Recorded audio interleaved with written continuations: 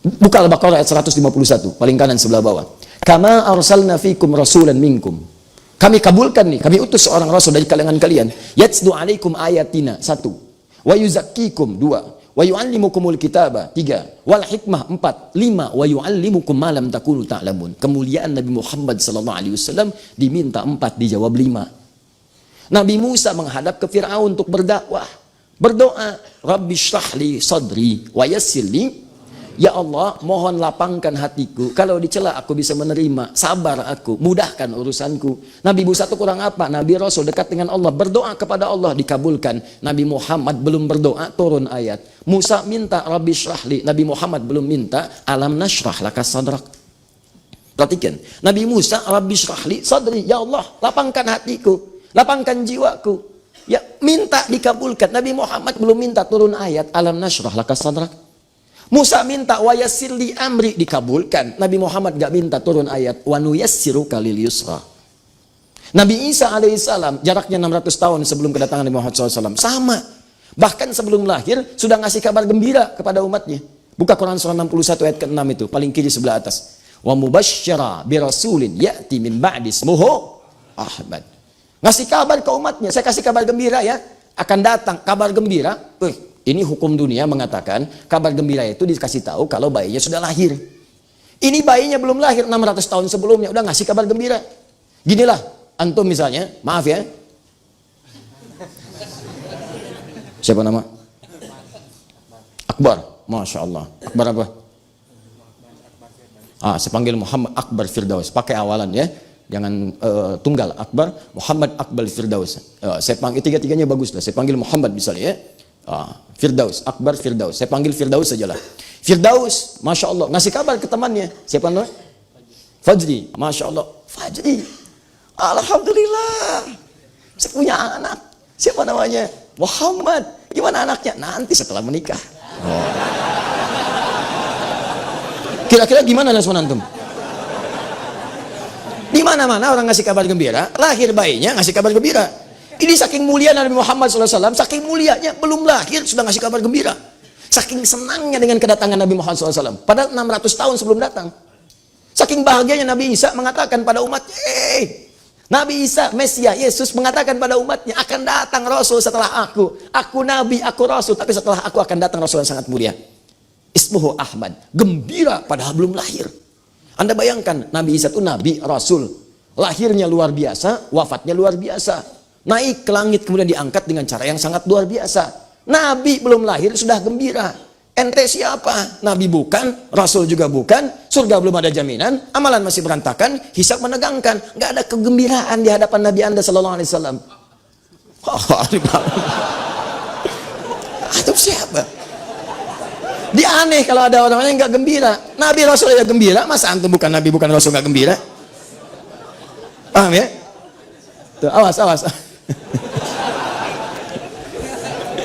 Nah ini sangat menarik teman-teman sekalian. Nah, nanti kita lihat Nabi Isa ngasih nama siapa? Disebutkan dengan nama apa? Ahmad. Lihat Ahmad. Ini saya bahas dengan tuntas dulu nih. Ini masih pengantar nih, belum ke intinya. Ahmad. Sementara ketika diberi nama beliau lahir diberi nama dengan apa? Muhammad. Bahkan disebutkan dalam Quran 4 kali Ahmad sekali. Lihat nih di antara mukjizat penamaannya. Jarang disebutkan ini. Ahmad sekali disebut dengan Muhammad 4 kali. Lihat baik-baik. Muhammad 4 kali. Quran surah 3 ayat 144, Quran surah 33 ayat ke-40, Quran surah ke-47 dengan namanya ayat kedua, dan Quran surah ke-48 ayat 29. 4 kali dengan nama Muhammad, sekali dengan nama Ahmad. Kalau disebutkan Muhammad, itu bentuk superlatif, sighah mubalaghah dari kata Mahmud, yang punya hubungan baik dengan sesama, hablum minan nas, dengan lingkungan bahkan. Sehingga datang pujian mengalir kepadanya. Kalau Anda dipuji dari luar, itu disebut dengan Mahmudun, persis seperti Mukarram. Ya, Al-Mukarram, artinya melekat pujian kepadanya. Karena hubungan baik dengan sekitarannya. Perhatian, bagus, baik. Jangankan pada manusia, pada hewan, itu luar biasa perhatian. Bahkan saat orang menyembelih, oleh Nabi diperhatikan, hei jangan sakiti hewannya. Idza dzabhtum fa ahsinu dzibhah. Kalau kalian menyembelih, sempurnakan sembelihan, baguskan. Jangan berikan penderitaan kepada hewan. Karena itu dicontohkan sekali goresan. Gesek. Ya, gorok sekali, sudah selesai. Ya, jangan sampai menyakiti hewannya. Bahkan saat Anda akan menyembelih pun kata Nabi, tajamkan pisaunya. Bahkan saat menajamkan pisaunya itu pun jangan di hadapan hewan yang akan disembelih. Siap-siap ya, siap-siap. Sabar nanti ya, sabar. Kandidat selanjutnya, kandidat. Nah, itu pada tumbuhan, silakan cek pada tumbuhan. Bahkan dalam suasana perang, kata Nabi jangan rusak tanaman. Jangan rusak tanaman. Di mana ada peraturan peperangan, nggak boleh merusak sekitarannya. Di Islam itu indah. Dalam perang saja yang penuh dengan kecamuk, jangan rusak. Makanya heran kalau ada orang-orang tidak ada perang, dia nebangin pohon, dia gundulin hutan, nyebabin banjir, ya banjirnya banjir badang, banjir macam-macam dan sebagainya. Dosanya besar tuh. Dosanya besar. Dalam perang aja dilarang merusak tumbuhan. Ini nggak ada suasana perang, nebangin macam-macam sampai mengakibatkan musibah. Anda bisa bayangkan nggak?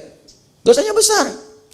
Nah, jadi ada hal-hal yang kelihatan kecil tapi dampaknya banyak. Itulah Muhammad. Kenapa disebut dengan Muhammad? Baiknya luar biasa. Nah, Nabi Isa itu punya sifat-sifat yang mirip-mirip sama dengan Nabi Muhammad.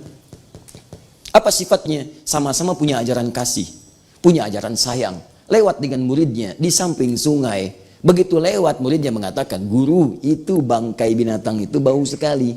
Itu ada bangkai hewan yang dianggap haram kekinian. Itu kemudian di situ ada bangkainya, bau, kata muridnya. Apa kata Nabi Isa? Coba lihat giginya, begitu putih dan bersih giginya.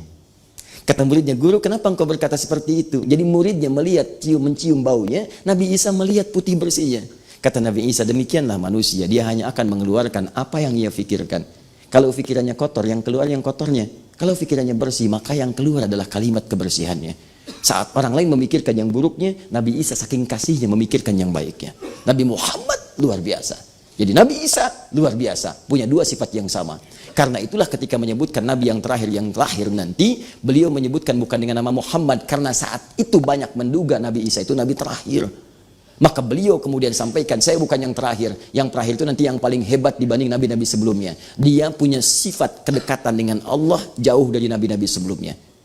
Kalau satu kali Anda mendekat kepada Allah, satu keunggulan disebut dengan Hamid namanya, Hamidun, yang memuji Allah dalam satu sifat. Misal rajin tahajud, tapi puasa belum konsisten. Senin Kamis belum, Ayamul Bid tidak, Daud juga, puasa Daud tidak sama sekali. Baru tahajud, itu Hamid. Atau sebaliknya, puasa rajin, tahajud belum.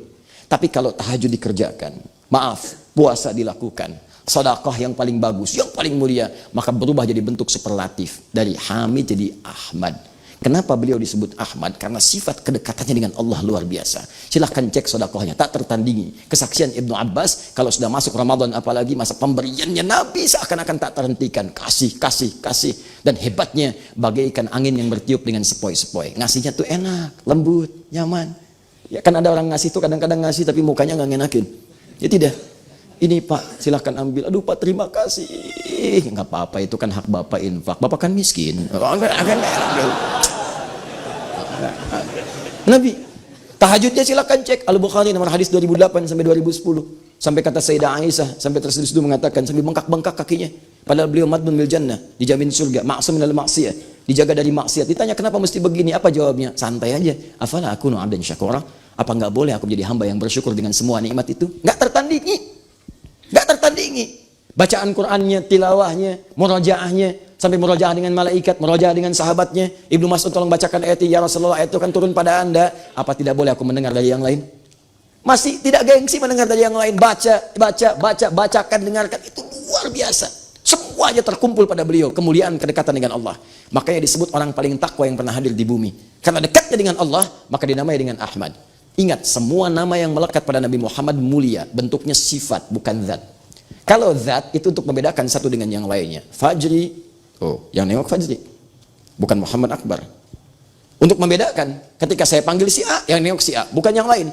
Itu zat namanya. Yang kedua sifat. Sifat itu melekat kepada zat dengan keunggulan yang melekat di dalamnya.